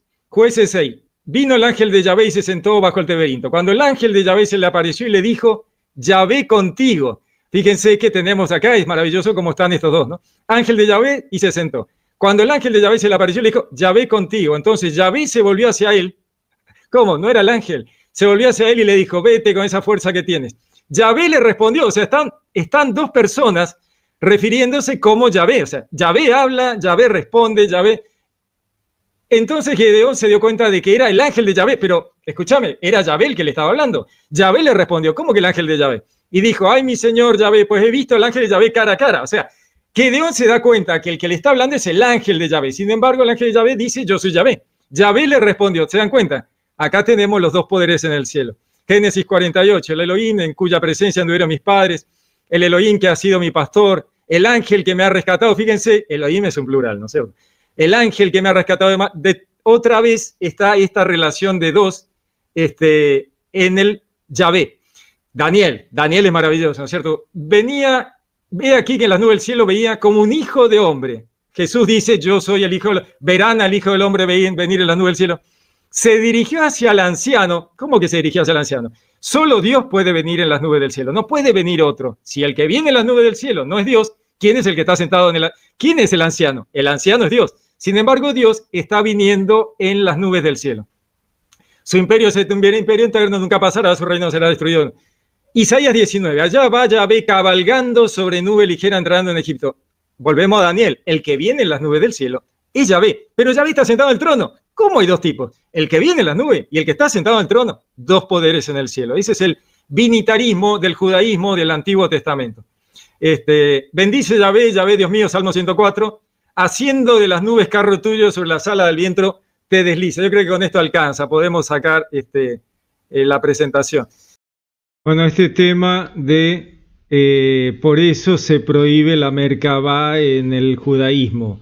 Los judíos antimesiánicos, no mesiánicos, que no quieren que los judíos se conviertan al cristianismo, van a prohibir estas referencias, ¿no? Porque justamente si vos entendés esto, te haces cristiano inmediatamente. Jesús era uno de los dos poderes en el cielo. Obviamente, el modalista unicitario no lo va a aceptar, lo va a negar, porque para ellos son modos, van a rechazar todas estas visiones y todo esto que se ve claramente en el Antiguo Testamento. Este tema de los dos poderes en el cielo es un tema fundamental para entender el binitarismo judío, que luego va a transformarse en el trinitarismo de la iglesia cristiana cuando Jesús muestre por qué es trinitario y no binitario. Pero el binitarismo no es un invento hebreo, está en la revelación. Este tema del que viene en las nubes del cielo es un tema clave de todas las culturas antiguas, porque Dios se lo reveló a todos. Así que el judaísmo lo tenía clarísimo. Cuando Jesús dice, verán al Hijo del Hombre, a los sumos sacerdotes, el sumo sacerdote se rasga la vestidura, está diciendo, ¿cómo que vos sos el que viene en las nubes del cielo? Y el que está sentado en el trono ese también es Dios. El que está sentado en el trono es el Padre, y el que viene en las nubes del cielo es el Verbo. Los dos son Dios. El carro trascendental de Dios de Ezequiel, de las profecías de Ezequiel, la Merkabá. La Merkabá se prohíbe después de la guerra con los romanos porque representa y recuerda los dos poderes en el cielo y recuerdan a Jesús como el segundo poder en el cielo que hace que los cristianos sean trinitarios. Entonces, los judíos van a prohibir hablar de binitarismo, hablar de dos poderes en el cielo y van a prohibir la Merkabá. Por eso, cuando hablan de la maldición que se recita en el judaísmo, es maldito justamente estos temas para que no se conviertan los judíos. Los judíos tenían clarísimos los dos poderes en el cielo. Entonces, cuando Jesús decía, yo y mi Padre somos Ejad, recordando el Shema, los judíos que se convirtieron al cristianismo con Jesús no tenían ningún problema. Ellos entendían que Jesús era uno de los dos poderes en el cielo. ¿Y el otro quién es? El Padre. Ya está, terminó el problema. No había modalismo, no había forma, porque ellos tenían clarísimo la revelación de los dos poderes. Como les digo de vuelta, el modalismo surge en un entorno pagano, greco-romano, que tenían otro entorno filosófico y no tenían el antecedente del binitarismo judío del Antiguo Testamento. Entonces ellos van a recibir perfectamente y sin conflicto a un tipo, Jesús, que les va a decir, yo soy Dios y Dios está también en el cielo. Va a decir, pero escuchamos, ¿estás allá o estás acá? No puede estar acá y estar allá. Dios podría hacer lo que quiere, ¿no es cierto? Pero ellos tenían clarísimo que eran dos poderes distintos, dos personas distintas, porque se habían cansado de leerlo en el Antiguo Testamento, estaba por todos lados. Y nunca se animaron a modificarlo, porque veían que no combinaba. Dos tipos hablaban y eran Dios, eran Yahvé, el ángel de Yahvé y Yahvé. ¿Y cómo podía ser? Bueno, ese es el binitarismo del judaísmo mesiánico, que no tiene ningún conflicto en Jesús y en el trinitarismo. ¿Por qué? Porque luego simplemente se agregó el Espíritu Santo que venía tanto del Padre como del Verbo. Dale, me sobran 2 minutos, no hay problema. Bueno, ahora va a hablar el pastor Polo de vuelta, vamos a escucharlo y vamos a ver otra vez una disquisición modalista, ¿no? Vamos a escuchar. Entonces, con su refutación, 20 minutos. Empezamos, disculpe. Empezamos en este momento, ya. Bueno, voy a refutar algo aquí brevemente y sigo con mi exposición. El señor Pablo se pasó mucho tiempo a hablar sobre los dos poderes y el pensamiento de los dos poderes surge después del segundo templo, pero no en toda la comunidad judía, sino en una porción que comenzó a hablar, que se desvió del verdadero monoteísmo y comenzó a hablar de dos poderes en el cielo. Recordemos que el judaísmo, ¿no es cierto? El judaísmo tiene varias facciones. Tenemos el saduceísmo por un lado y el fariseísmo por otro. El saduceísmo va a negar los dos poderes después de Cristo. Antes de Cristo a ellos no les afecta en absoluto. Después de Cristo los saduceos van a oponerse totalmente a los dos poderes. No así los fariseos. Los fariseos no tienen ningún problema con esto. Lo que pasa es que el poder luego de la guerra con los romanos la van a tomar los saduceos. Eso hay que estudiar historia de la iglesia primitiva, que es lo que yo veo que el señor Polo no ha estudiado, ¿no? Entonces, si el señor Pablo toma eso, primero que todo cae en politeísmo porque la iglesia solamente habla de un solo poder. Hablar de dos poderes ya es politeísmo, que es una pequeña desviación de un grupo judío. Es más, la tradición judía, cuando se habla de los dos poderes, se habla de que el segundo poder es Enoc. Es mentira, no existe tal cosa. Enoc, segundo poder, por favor. ¿De dónde lo sacó eso? ¿De dónde sacó eso? Me encantaría saber dónde lo sacó.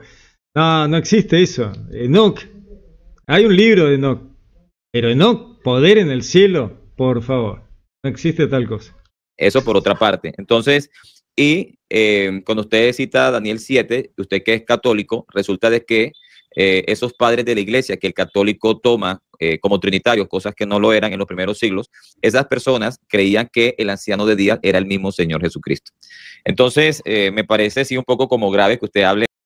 Tiene serios problemas de interpretación de los textos, ¿no? Y asigna cosas que no ha estudiado, porque tendría que estudiar teología, ¿no? Es una pena que no haya estudiado.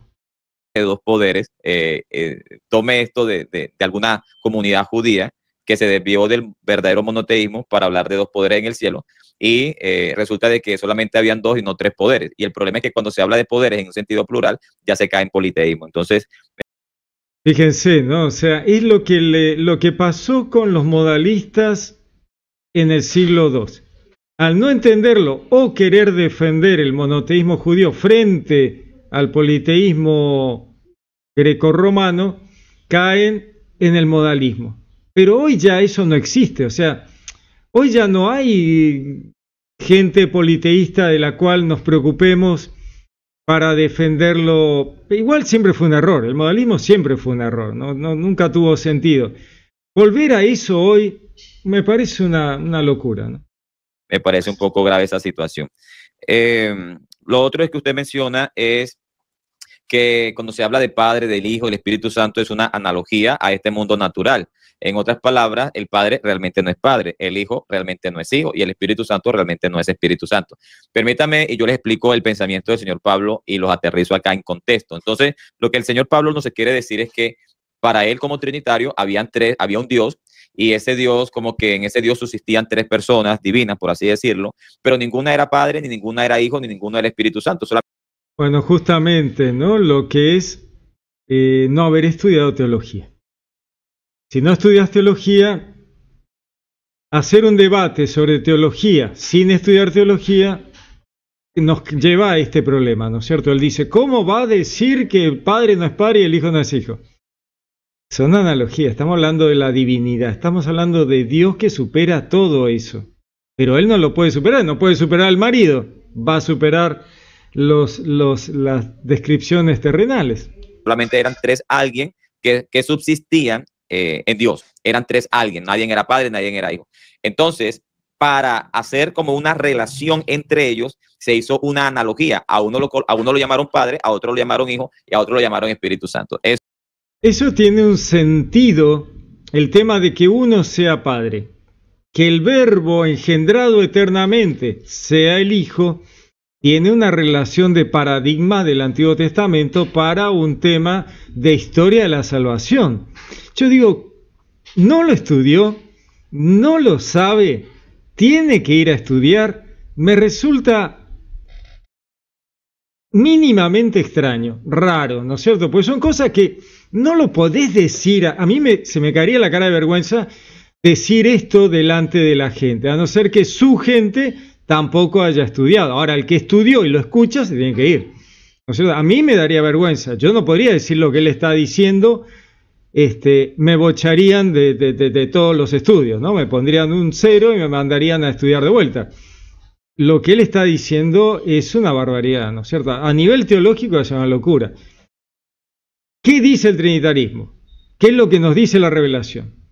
Que Dios, Padre, ¿no es cierto? Vamos a darle, Padre, engendra eternamente al Verbo.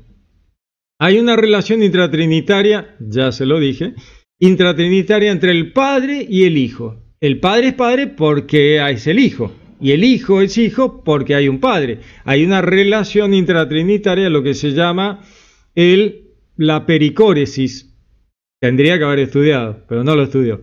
Pericóresis, el habitar en, el indwelling del inglés, el habitar uno en otro. Ese habitar, ¿no es cierto? El habitar uno en el otro. Estamos hablando de la divinidad, ¿no es cierto? Entonces, en la divinidad trasciende todo lo terrenal, por supuesto, obviamente no hay ni padre ni hijo.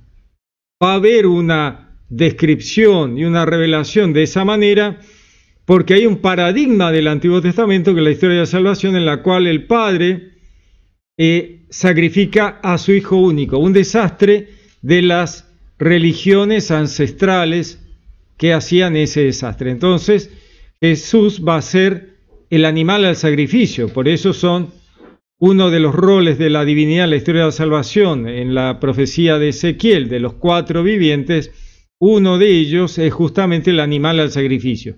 El buey, el cordero de Dios que quita el pecado del mundo, que es el sacrificio vicario de redención profetizado, prefigurado en todo el Antiguo Testamento, realizado por el Padre. no puede ser el Hijo la misma persona del Padre, si no sería un suicidio, rompería todos los paradigmas del Antiguo Testamento.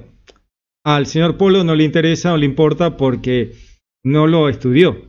Tristemente no lo estudió, es una pena, es una lástima.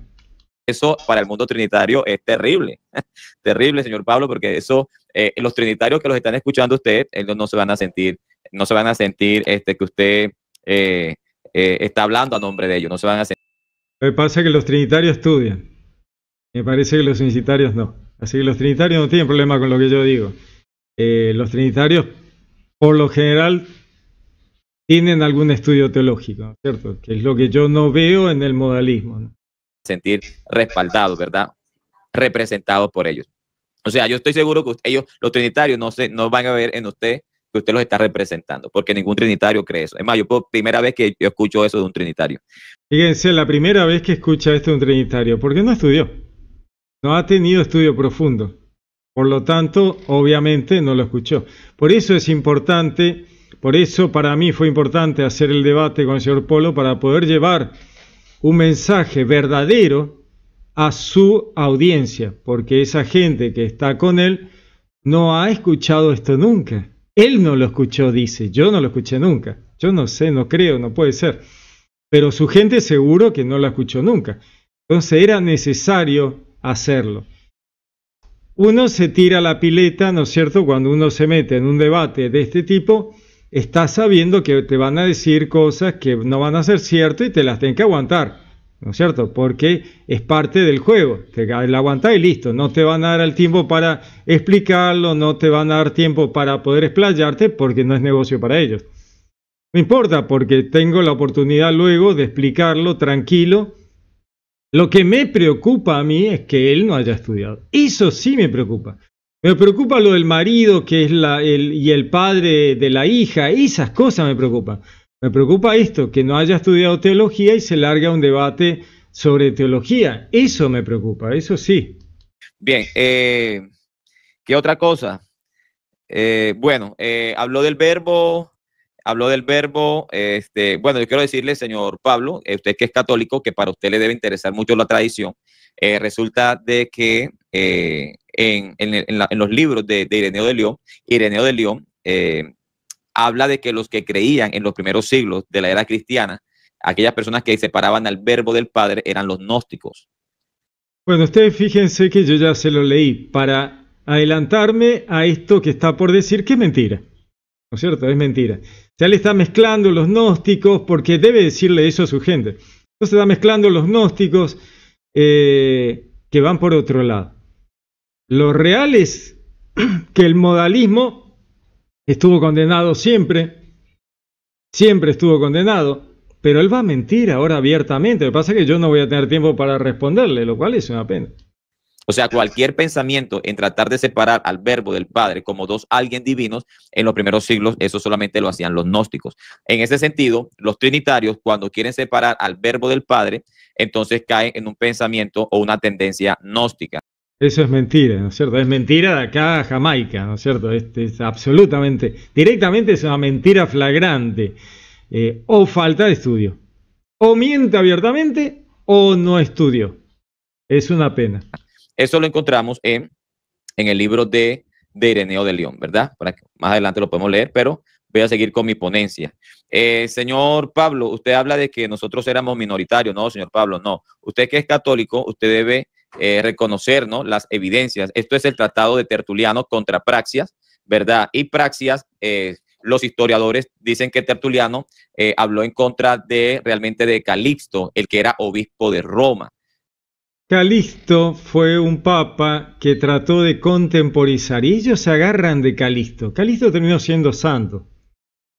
La Iglesia Católica no hubiera dado el nivel de santidad a alguien que fuera modalista. Lo que pasa es que Calixto trató de contemporizar y mucha gente se enojó muchísimo con Calixto por haber contemporizado y haber permitido que esta gente hoy nos diga que Calixto era modalista, pobre Calixto.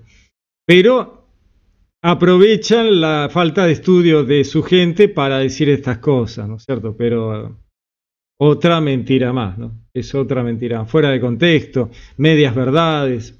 ¿Cierto? Al cual los católicos lo han llamado el Papa número 16. Entonces, señor Pablo, pues yo quiero informarles que persona al cual ustedes llaman papas, cosa que realmente lo que eran obispos, esos obispos de Roma en los primeros siglos de la era cristiana eran unicitarios. En realidad, Calixto condena al sabelianismo. Lo que pasa es que es como le digo, hay que estudiar, hay que estudiar. Si no se estudia, se hablan cosas que no son. Pero ¿qué va a hacer? ¿Qué es? Bien, Tertuliano dice que los monarquianos o los unicitarios, en el capítulo 3 de esta obra Contra Praxias, él nos dice que los simples, es decir, ¿por qué los simples? Bueno, porque se creía solamente en un alguien divino, en un monarca, en un solo Dios. Entonces, dice que la unicidad Fíjese que los llama simples, ¿no? O sea, esa gente que no puede pensar más allá de lo básico, ¿no? Estamos otra vez callados. O sea, él mismo lo llama los simples, ¿no es cierto? Fíjense, es tremendo, ¿no? Tertuliano los llama a los modalistas, vamos a leerlo porque es fuerte, ¿no? Le llama los simples, de hecho, por no decir imprudentes e idiotas, los que siempre constituyen la mayoría de los creyentes, en relación a los que están protestando y hablando en este grupo de, ¿cómo decirles?, los paganos convertidos al cristianismo, que no habían estudiado teología, lo mismo que nos pasa hoy con el señor Polo. Lo está diciendo Tertuliano, no lo digo yo, ¿no es cierto? Esa mayoría de los creyentes que están sin comprender, sin entender y que están en terreno pagano de conversión al cristianismo. Como la masa, digamos, como la chusma, que a veces se habla de manera despectiva, de esa manera despectiva está hablando justamente el autor de Contrapraxias, de Contra esta herejía. Yo, la verdad, a mí me hubiera dado un poquito de vergüenza traer esto como para defender mi posición, ¿no es cierto? Él lo está trayendo para defender su posición simplemente porque dice que la mayoría de esa gente que no entendía, que no tenía conocimiento, que no había estudiado teología y que no sabían nada, hablaban como él. O sea, eso defiende su posición. O sea, ¿de qué estamos hablando, no? Él quiere decir que esa era la mayoría. Claro, cuando uno tiene un grupo de conversos paganos que te hablan de esto, pero eso refuerza cualquier argumento válido. Justamente le está diciendo que no sabían nada, que no habían estudiado, que no conocían de teología. No era el judaísmo, no era la iglesia primitiva cristiana que venía de el verdadero cristianismo, eran los paganos que no entendían lo que pasaba. A mí me hubiera dado vergüenza traer esto, ¿no? O los monarquianos era la doctrina predominante. Entonces, no es un grupo pequeño, como usted dice, al contrario. Decir que la Trinidad era un grupo pequeño en los primeros siglos es tampoco, es hasta improcedente, porque la Trinidad ni siquiera existió en los primeros 3 siglos de la era cristiana. Bueno, yo ya se los mostré, ¿no? Para evitar estas mentiras. No hay forma, ¿no? O sea, por más que lo disfrazo, no puedo. No es que yo no tengo nada contra el señor Luis Polo, me parece un tipo bárbaro, pero cuando miente, miente. Ya les mostré yo las pruebas históricas. O sea, está de más. Por eso es un drama el tema de los debates, pues no te permiten mostrar estas cosas en tiempo real, pues ahí nomás le decís, no, mirá, estás mintiendo y te voy a demostrar y ya está, y se terminó. Bien, ¿para qué toqué el concilio de Sárdica? Porque yo sé que usted es católico y a usted como católico le debe interesar lo que es la tradición. La iglesia en el concilio de Sárdica. Bueno, yo les mostré el concilio de Sárdica sabiendo que lo iba a traer, ¿no es cierto? Lo que pasa es que en ese momento no lo pude mostrar pues no me daba el tiempo. Pero les hablé sobre Sárdica, les mostré cómo Sárdica es trinitaria, cómo Sárdica combate contra el arrianismo y cómo explica el tema de hipóstasis y homoousios en relación a los arrianistas, no a los modalistas. Los modalistas eran 4 poquitos, molestos, pero no eran graves. Lo importante eran los arrianistas. Lo que pasa es que él se cree que que los modalistas hacían fuerza en el siglo II, el siglo III. La verdad que no. Cuando se resolvió a los arrianistas, se fue contra esta gente sin conocimiento. Esta gente, como dice Tertuliano, que no tenía estudio teológico, que no sabían nada, que se confundían fácilmente, que no entendían las cosas. Hoy sigue siendo igual. Tristemente es así, ¿no? Lamentablemente. La iglesia en el año 343, 18 años después del concilio de Nicea, se hizo un nuevo concilio, y en este concilio de Sártica lo que se manifestó fue la interpretación correcta y adecuada de cómo se tenía que entender el credo del concilio de Nicea. A la luz arrianista, no modalista, a la luz arrianista. El tema eran los arrianos, no los modalistas. Y aquí dice, la iglesia, esto fue lo que manifestó, dice que el Espíritu Santo se encarnó. O sea que la iglesia, cuando leía en Timoteo 3:16 que Dios se manifestó en carne, la iglesia en los primeros siglos creía que ese Dios que se manifestó en carne era el mismo Espíritu Santo, porque Dios es espíritu y hay un solo Dios y hay un solo espíritu. Entonces, cuando la iglesia entendía en los primeros siglos que Dios se había manifestado en carne, ellos creían que el Espíritu Santo, que era el mismo Dios, y quien Dios era el mismo Padre, y que el Padre era el mismo Espíritu. Bueno, él insiste con su teología marido, padre, hijo, pariente en la cruz. La iglesia primitiva no pensaba eso. Lo único que quería la iglesia primitiva resolver en el concilio de Nicea, tampoco estudió concilio de Nicea, el tema arrianista, porque el emperador romano quería ser un dios, como Jesús.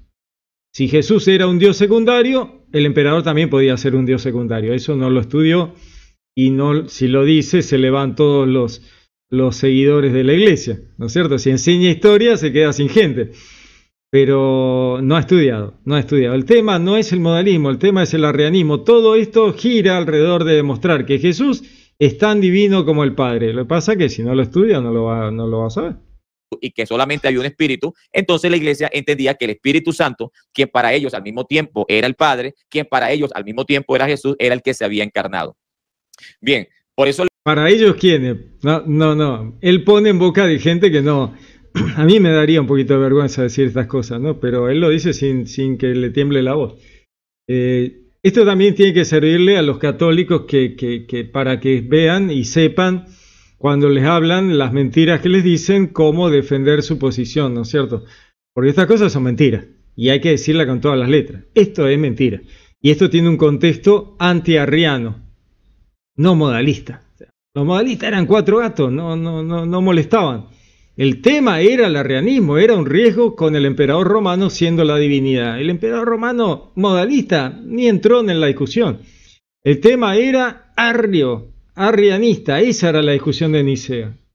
Yo les mostré que eso viene de los apóstoles. Les cité la segunda carta a los Corintios, el apóstol Pablo en el capítulo 3, versículo 17, Pablo hablando del Señor Jesucristo, dice que el Señor, refiriéndose a Jesucristo, es el Espíritu. Así que si usted quiere ser apostólico y quieren seguir las enseñanzas de los apóstoles, ustedes no pueden separar al Espíritu. ¿Dónde está el Espíritu Santo? El Espíritu del Kyrios, el Señor es traducción. El Espíritu del Kyrios, del Señor, allí está la libertad. El Espíritu del Kyrios, la enseñanza, la doctrina, ¿no es cierto? Hay que entender un poquito todo este tema. Y como el Espíritu proviene tanto del Padre como del Hijo, es el Espíritu Santo. Porque el Espíritu Santo proviene tanto del Padre como del Hijo, el Filioque. Bueno, hay un trabajo teológico importante en la iglesia primitiva, de mucho trabajo, donde los modalistas miraron desde muy lejos porque no entendieron nada. Ahora, el modalismo nace ¿en cuándo? En el 1930, por ahí, 1926 me parece, aparecen los modalistas de vuelta que estuvieron abajo de una piedra, mientras tanto, no sé dónde estaban. La verdad que es raro, me resulta así como demasiado audaz, ¿no? Audaz. Espíritu Santo del Señor Jesucristo. Pablo nunca hizo tal cosa. Jamás Pablo hizo tal cosa. Para Pablo el Señor era el mismo Espíritu Santo. Y donde estaba el Espíritu Santo, que era el mismo Señor, allí había libertad. De tal manera, la tradición en los primeros siglos de la era cristiana, Justino Mártir, que para usted, para los trinitarios y para los católicos, era un padre de la iglesia, cuando realmente lo que él era un pagano que creía en un politeísmo, creía en varios dioses. Él, por lo Justino Mártir habla contra las herejías, ¿no? Les leí yo a Justino Mártir defendiendo el bautismo trinitario. ¿Qué está diciendo, Polo? ¿De dónde sale el politeísmo de Justino Mártir de la iglesia? O sea, ya está trotando en el medio del campo. La gente de él no estudió, pues si no, ahí uno ya me hubiera levantado hace rato, me hubiera ido. Pero ponele que el tipo aguantó hasta ahora, se levanta y se va. O sea, sí, dejá, o sea, olvídate, escúchame, he leído a los padres de la iglesia, no voy a dejar que me digas que Justino Mártir era politeísta. Estamos todos locos, Justino Mártir, ¿no? Les leí recién, previendo este tipo de cosas, les leí Justino Mártir defendiendo el bautismo en la Trinidad. Lo menos llegó a creer que el Espíritu Santo era el mismo verbo encarnado. Y eso lo encontramos en el capítulo 33 de su libro, Predicción del modo en que nacerá el Cristo. Ireneo de León, discípulo directo de Policarpo de Esmirna, y Policarpo de Esmirna, discípulo directo del apóstol Juan. Ireneo de León enseñó que Cristo, siendo el Espíritu de Dios, se hizo hombre. Está mintiendo abiertamente, pues no estudian. ¿Por qué no estudian? Hay que estudiar teología. Hay que estudiar teología. O estudian y manipulan los textos. Peor todavía. Yo prefiero pensar, darle el beneficio de la duda y pensar que no ha estudiado. ¿No es cierto? Yo les leí a Ireneo, les leí a Justino, leí a Sárdica, les leí los documentos. Yo no me animo a mentir porque no voy a hacerlo. Trato de ser una persona seria, ¿no? Si no lo sé, digo no sé. Y si no sé, busco e investigo. Pero largarme a mentir, no. Largarme a mentir, no. Por eso prefiero darle el beneficio de la duda, de que no haya estudiado. Sufriente, tal cual como la iglesia lo estableció en el concilio de Sárdica. El libro del pastor de Hermas, en su novena parábola, él dijo, ¿verdad?, que el Espíritu Santo era el mismo Hijo de Dios. Y el libro del pastor de Hermas fue un libro que la iglesia utilizó porque lo querían, lo amaban, e inclusive algunos lo llamaron como un libro hasta canónico. El pastor de Hermas es anterior al modalismo. El modalismo surge allá por el siglo II, ya casi siglo III. El pastor de Hermas es anterior. El pastor de Hermas no hace una explicación contra el modalismo porque no le preocupa, no es eso. La Iglesia Católica no toma al pastor de Hermas como canónico porque no lo ve inspirado. Simplemente es un libro que lindo para leer, pero no le dan la relevancia como para ser canónico. Por otro lado, el pastor de Hermas entiende la diferencia entre el Padre y el Hijo, pero no la explica porque no era esa la idea de ese libro. Pero no es un libro, pero ni de casualidad modalista, para nada. Y el modalismo no existía cuando se escribió el pastor de Hermas, el modalismo es posterior. Por lo tanto, citar al pastor de Hermas es raro. Es embarrar la cancha nomás, porque no tiene mucho sentido. Ignacio de Antioquía, a principios del segundo siglo, en su carta a los Efesios, dijo que Jesucristo vive en nosotros como templos que nosotros somos de él, presentando a Jesucristo como el Espíritu Santo que viene a morar. Está raro, ¿no? O sea, retorcer un poquito más, vamos a retorcer un poquito más, ¿no? Jesucristo es Dios, Dios es omnipresente y omnisciente. El Padre, el Verbo y el Espíritu Santo están en todas partes.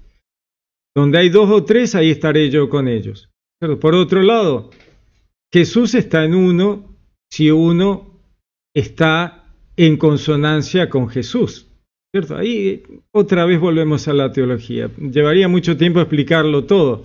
Lamentablemente, este señor se abusa de la falta de conocimiento de quienes lo escuchan. Y eso está mal, ¿no es cierto? Eso está mal.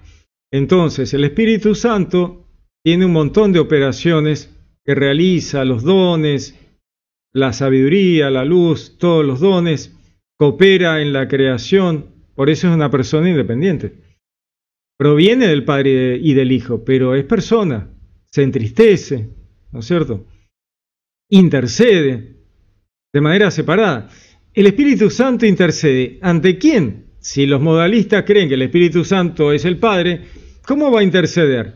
Yo interceder ante mí mismo, o sea, no tiene sentido. El Espíritu Santo intercede porque hay alguien, la humanidad, y hay otro, el Padre.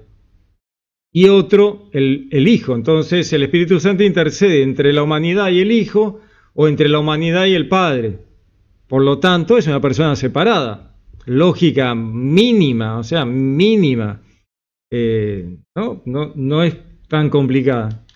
En nosotros, Ignacio de Antioquía, en su carta a Policarpo, capítulo 3, hablando del Dios invisible, refiriéndose al Padre, ya que Pablo solamente habla del Dios invisible, refiriéndose al Padre. E Ignacio de Antioquía, tomando las palabras del apóstol Pablo, dice que el Dios invisible se hizo visible como un verdadero hombre, ¿verdad? Por amor a nosotros. No ha estudiado, no ha estudiado. El tema de ver y entender en la Biblia se usa como sinónimos a veces por el concepto del que abrió los ojos ha comprendido. Ver lo invisible a través de la creación, dice el libro de la sabiduría, ¿no? Que quien ve la creación ve al Dios que no se puede ver. Bueno, Jesús toma forma humana y a partir de ahí el verbo puede ser visto. ¿Pero el verbo tiene forma humana? No. ¿Lleva a nuestra humanidad al cielo? Sí, perfecto. Pero Dios no tiene forma. Yahvé, vamos a la metafísica y la teología, ¿no es cierto? Cosa que el señor Polo no ha estudiado. Y entonces hace un revuelto de errores, uno tras otro. Es una cosa de locos. Lo que pasa es que se imaginan lo que hubiera durado el debate si cada cosa que dice yo lo tengo que explicar, estaríamos todavía en el debate. Todavía estaríamos en el debate. Todo esto es doctrina. Aquí encontramos donde Ireneo de León trata. La doctrina es católica, ¿no? La tradición, magisterio de la Iglesia es la doctrina. Él dice, todo es doctrina católica. La doctrina es católica, no es modalista, ¿no es cierto? La tradición es católica, el magisterio de la Iglesia es católica y la doctrina es católica. A aquellas personas que creen que el verbo es alguien distinto al Padre son gnósticos. Los trinitarios, según las declaraciones de Ireneo de León, son gnósticos. Ahora, ¿de dónde saca él eso? Por favor. El gnosticismo era una corriente judía que generaba muchos problemas, ¿no? Cuando Pablo dice, no permito, en este momento está hablando, ¿no? No permito que la mujer hable, está hablando de las mujeres gnósticas, que están metiendo ideas raras en la iglesia primitiva, eran judías gnósticas. Y él les dice que arreglen locos sus maridos conversos en su casa. Pero está hablando del gnosticismo, hay que leer todo el libro, hay que estudiar. Apóstol Pablo en Timoteo capítulo 3, versículo 16, cuando dice que Dios fue manifestado en carne, Pablo, antes de hablar de que Dios fue manifestado en carne, en su misma carta, en el capítulo 1, versículo 17, dice que el Padre es el único Dios. Y si Pablo dice que Dios... a ver, un poquito, ¿no? Qué difícil, qué difícil. Dios, Yahvé, para Jesús es el Padre, ¿no es cierto? Y es el Dios de Jesús, porque Jesús está encarnado, el Verbo está encarnado, y entonces habla del Padre. Hay que comprender el contexto. Un texto sin contexto es un pretexto, ¿cierto? Es un pretexto. Dios fue manifestado en carne, pero primero dijo que el Padre es el único Dios. Debemos de entender que cuando Pablo dice que Dios se manifestó en carne, significa que el Padre, como el único Dios, se manifestó en carne. Mi gato tiene 4 patas, mi mesa tiene 4 patas, mi gato es una mesa. La lógica de Polo, como dice el señor Reyes, búsquenlo a Reyes porque me parece que es Carlos Reyes, no recuerdo bien, pero este señor Reyes tiene unos videos maravillosos sobre la lógica unicitaria, muy interesantes, hay que verlo, porque es tal cual lo que hace el señor Paul. Como un verdadero hombre, ¿verdad? Quien como un verdadero hombre, entonces es lo que la Biblia llama el Hijo de Dios. De tal manera, cuando hablamos del Hijo de Dios, estamos hablando del mismo Dios tomando una nueva forma de existencia como un verdadero hombre, nacido de mujer, sin dejar de ser el Dios y Padre en su forma continuada de Dios. Sin dejar de ser el Dios y Padre. En realidad es sin dejar de ser Dios, no Dios y Padre.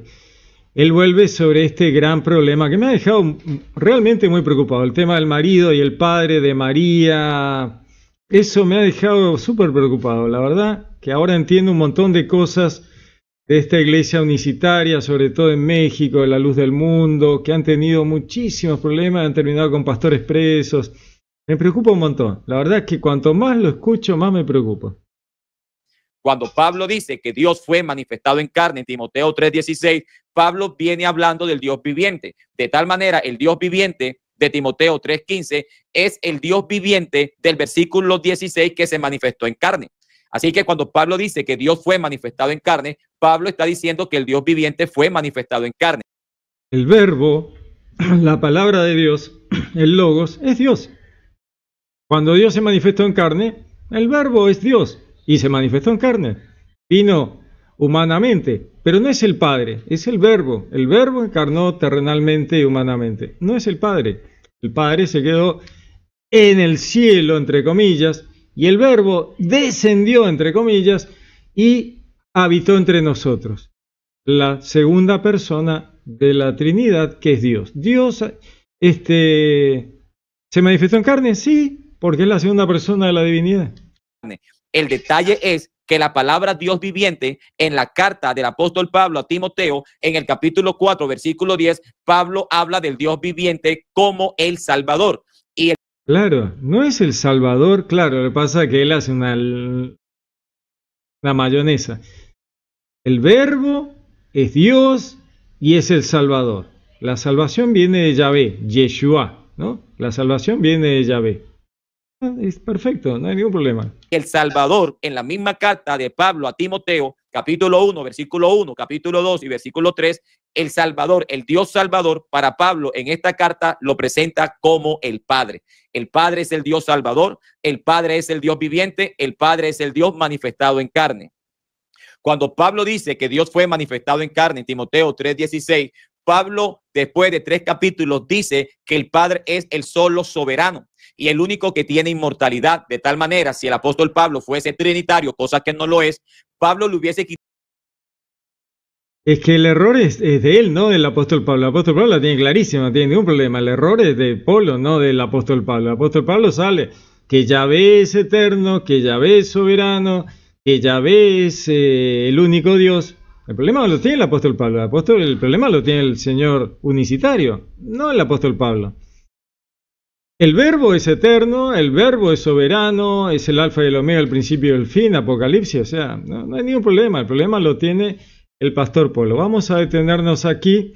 Tal vez yo pensé que iba a poder hacer solo 2 para terminar con esto, pero voy a tener que hacer por lo menos 3 videos para poder terminar con esto. Pues está bueno explicarlo, está bueno explicarlo.